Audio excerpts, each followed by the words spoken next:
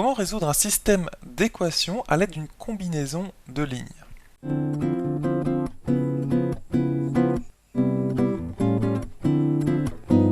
Bonjour, c'est Romain. Bienvenue sur Star en Maths TV. Alors, dans l'exercice d'aujourd'hui, niveau seconde, on va résoudre le système d'équations linéaires suivant à l'aide d'une combinaison de lignes. Alors normalement, si tu as un petit peu d'expérience, tu connais plusieurs méthodes pour résoudre un système d'équations linéaires. Alors ici, c'est un système de deux équations. La première équation, aussi la première ligne, et la deuxième équation, qu'on va appeler aussi deuxième ligne. Et dans ces deux équations, il y a deux inconnus, qui sont tout simplement les inconnus x et y.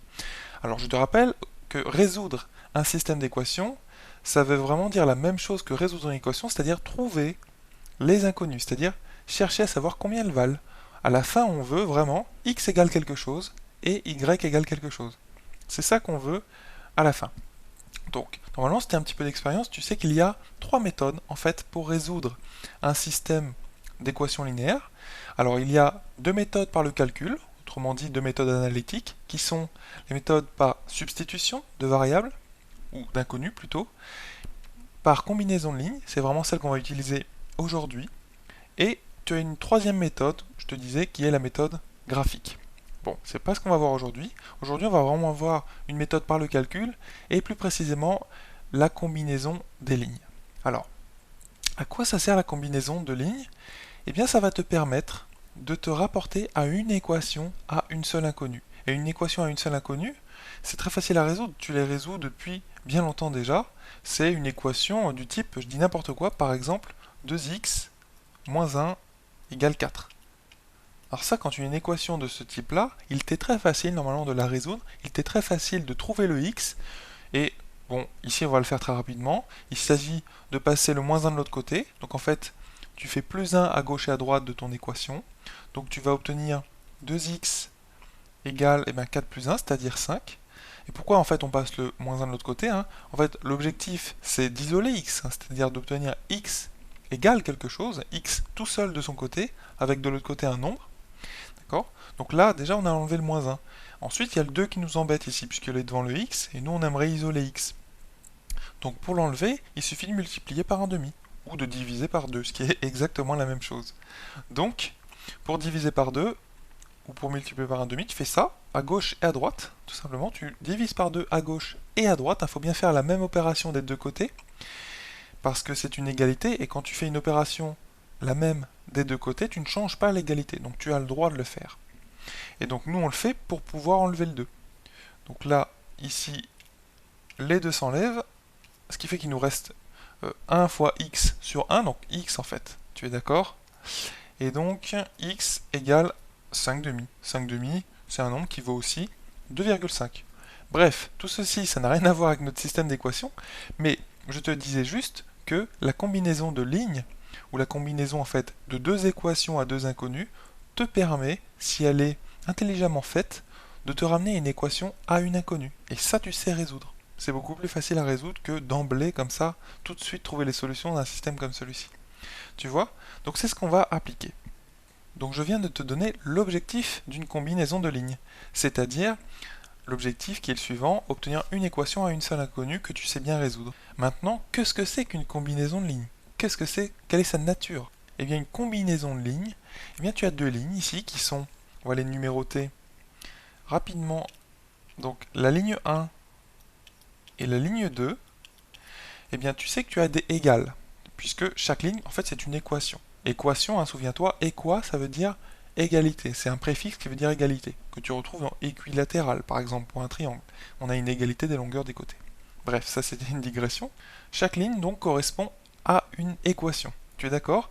Et donc, en combinant les deux lignes, c'est-à-dire en ajoutant membre à membre les deux lignes, en les ayant multipliées chacune par un bon coefficient multiplicatif constant, eh bien, tu vas pouvoir enlever l'une des inconnues, c'est-à-dire soit x, soit y. Donc, mathématiquement, une combinaison de lignes, ça va s'écrire de la façon suivante. Tu as alpha 1 plus bêta 2. Sachant que la première ligne c'est 1, et la deuxième ligne c'est 2, et alpha et bêta sont les deux nombres que tu auras bien choisis, et avec lesquels tu auras multiplié chacune des deux lignes respectivement. Donc tu auras multiplié la première ligne par le nombre alpha, il faut bien le choisir, on va le voir tout de suite après, et la deuxième ligne par le nombre bêta. Et quand tu vas ajouter membre à membre, hein, ici c'est ce qu'on appelle un ajout membre à membre, c'est vraiment très très important. Et bien quand tu ajoutes membre à membre, tu obtiens une troisième équation. Et cette troisième équation, c'est un terme est égal à un autre terme.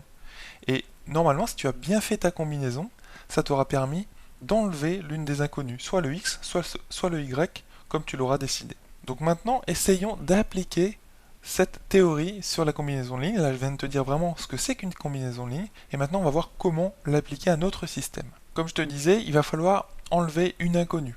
Alors il faut faire le choix d'une des inconnues.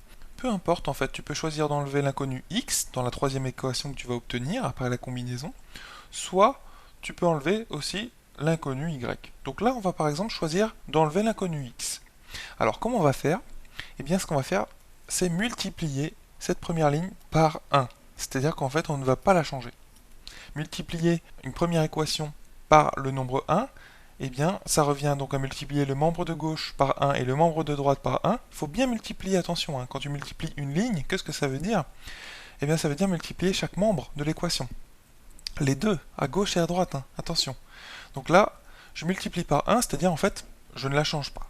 Bon, on va garder x sur 2 plus y sur 3 égale 1. Maintenant, dans la première ligne, tu as vu qu'on a x sur 2 et c'est le x qu'on veut enlever. Ce sont les termes en x qu'on aimerait enlever, puisqu'on aimerait enlever l'inconnu x. On ne veut plus l'avoir dans la troisième équation qu'on va obtenir. Donc comment on va faire? Ici, tu as x sur 4.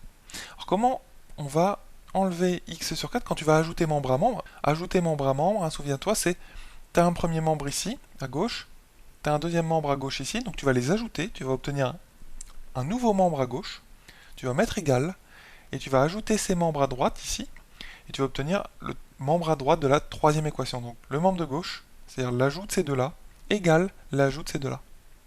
D'accord?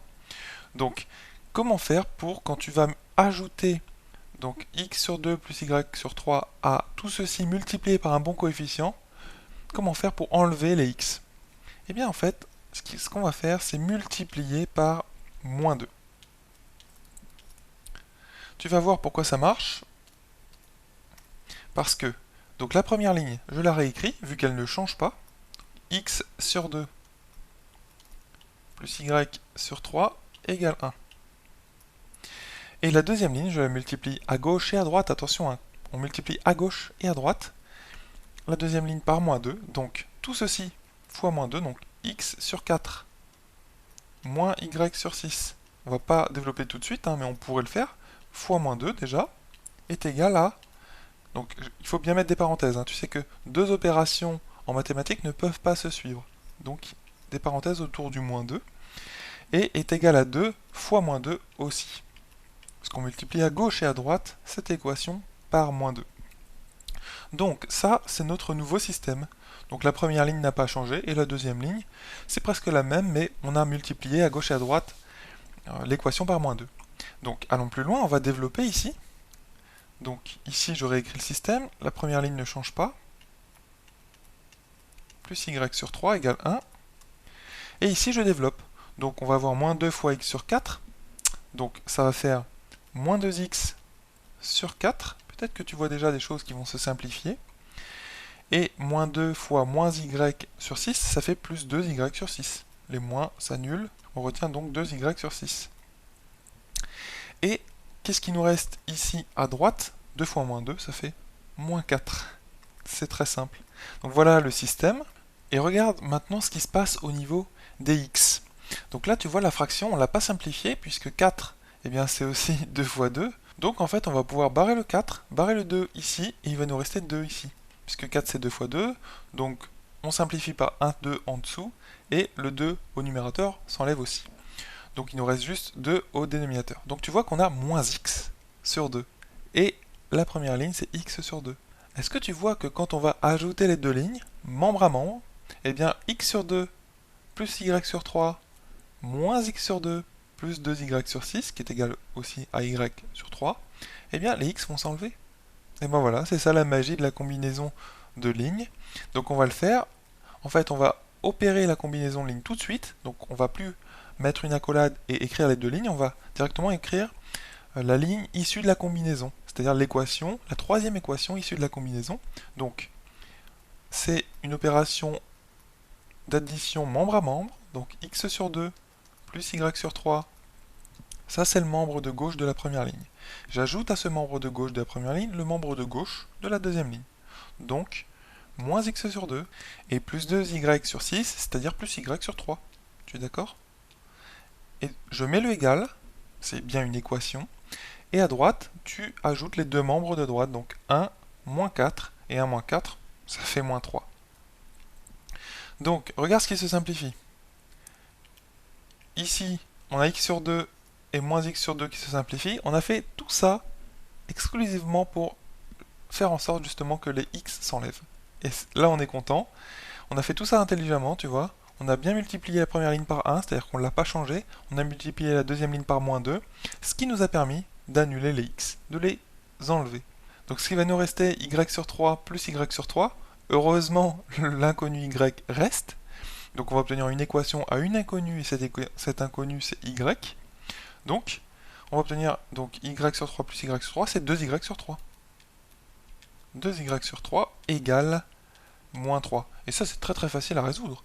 Donc, ce qu'il s'agit de faire, c'est d'obtenir y égale quelque chose. Donc, on va passer le 2 tiers de l'autre côté. Donc, en fait, on va multiplier à gauche et à droite par 3 demi. 3 demi, tu vois, c'est-à-dire l'inverse de 2 tiers. Fois 3 demi aussi. Bien le faire des deux côtés, hein, pour conserver en fait l'égalité, pour conserver l'équation. Donc on va obtenir finalement y égale, puisque 3 demi fois 2 tiers, tu vois bien que tous les nombres s'annulent, il reste juste y, et moins 3 fois 3 demi, c'est-à-dire moins 9 demi. Donc voilà la première inconnue, on l'a levée, on a trouvé combien elle vaut. Alors bien sûr, on n'a pas terminé la résolution du système puisqu'il nous faut aussi trouver x. Résoudre le système, c'est trouver toutes les inconnues. Donc là, on a trouvé y, il nous faut aussi trouver x. Pour ce faire, eh bien, tu reviens à l'une des deux équations et tu choisis celle qui te paraît le plus simple. Tu prends l'une des deux équations et tu remplaces y par ce que tu as trouvé, c'est-à-dire moins 9 demi. Ok? Donc nous, on va prendre la première parce que c'est y sur 3. Et y sur 3, c'est peut-être plus simple que y sur 6, je pense. Ok? Donc nous, on va prendre la première et on va trouver x à partir de celle-ci. Donc je vais écrire, si je trace une ligne, et je vais réécrire la première ligne ici en remplaçant y par moins 9 demi. Donc on va obtenir x sur 2 plus y sur 3, c'est-à-dire en fait plus 1 tiers fois moins 9 demi. Parce que y, quelque chose sur 3, c'est 1 tiers fois. Donc on va obtenir moins 9 sur 6. Et tout ceci, ça vaut 1. Donc nous, on a une équation à une inconnue, et l'inconnu c'est x, et donc on va pouvoir trouver facilement x, il suffit d'avancer dans le calcul, et d'isoler x, petit à petit. Donc on va passer le moins 9 sixième de l'autre côté, alors moins 9 sixième c'est simplifiable aussi par 3, puisque moins 9 c'est moins 3 fois 3, et 6 c'est 3 fois 2. Donc il va nous rester moins 3 demi. Ok, donc on va obtenir x sur 2, moins 3 demi, mais je vais le passer de l'autre côté. Donc on va ajouter à gauche et à droite 3 demi, hein, ça revient à faire cette opération-là. Donc c'est égal à 1 plus 3 demi. Ok. Et 1 plus 3 demi, c'est aussi 2 demi, puisque c'est 1 plus 3 demi, ce qui fait 5 demi. Tu es d'accord? Et donc là, j'ai x sur 2 égale 5 sur 2. Donc je multiplie à gauche et à droite par 2 pour enlever le 2 ici, qui m'embête. Comme ça, on obtient x égale quelque chose. Et donc, en fait, tout simplement, les deux ici s'en vont quand je multiplie à gauche et à droite par 2. Et il va nous rester tout simplement x égale 5. Et voilà la solution pour x. Tu vois, on a trouvé la solution même de notre système. X égale 5 et y égale moins 9 demi, c'est-à-dire en fait moins 4,5. Voilà comment donc on a utilisé une combinaison de lignes pour résoudre ce système d'équations, de deux équations, donc, à deux inconnues.